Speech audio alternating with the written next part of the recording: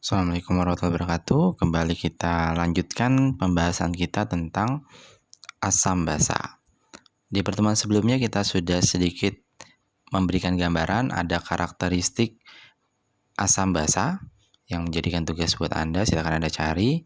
Di bagian pendahuluan juga di video sebelumnya kita akan bicarakan soal pengertian apa itu larutan asam, apa itu larutan basa. Nah, untuk memberikan pengertian larutan asam dan larutan basa, itu ada 3 ilmuwan yang mencoba mendefinisikan, dimulai dari yang pertama, yang paling sederhana, sampai yang terakhir yang paling kompleks untuk mendefinisikan apa itu asam dan apa itu basa.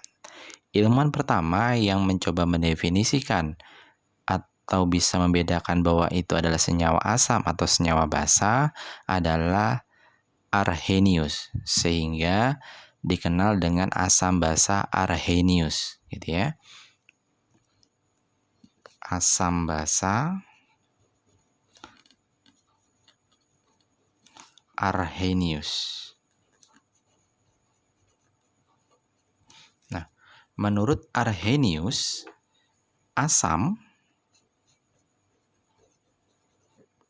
adalah zat atau senyawa yang jika dilarutkan dalam air akan menghasilkan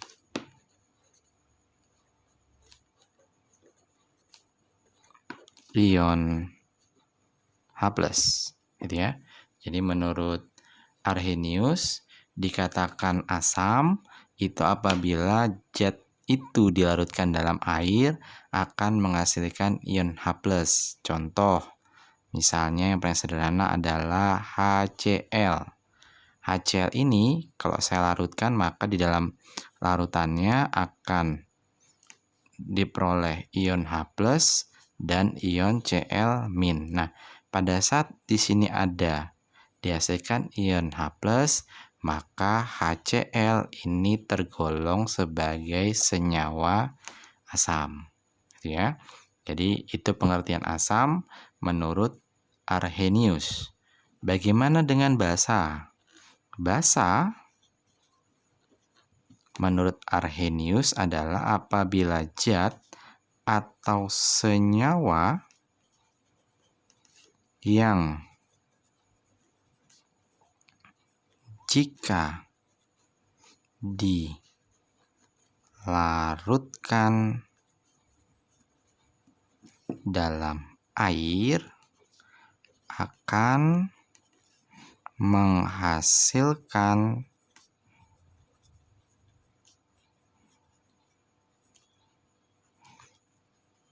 ion OH-, ya. Jadi kalau asam menghasilkan H+, kalau basa menghasilkan ion OH-. Contoh soalnya misalnya di sini ada KOH.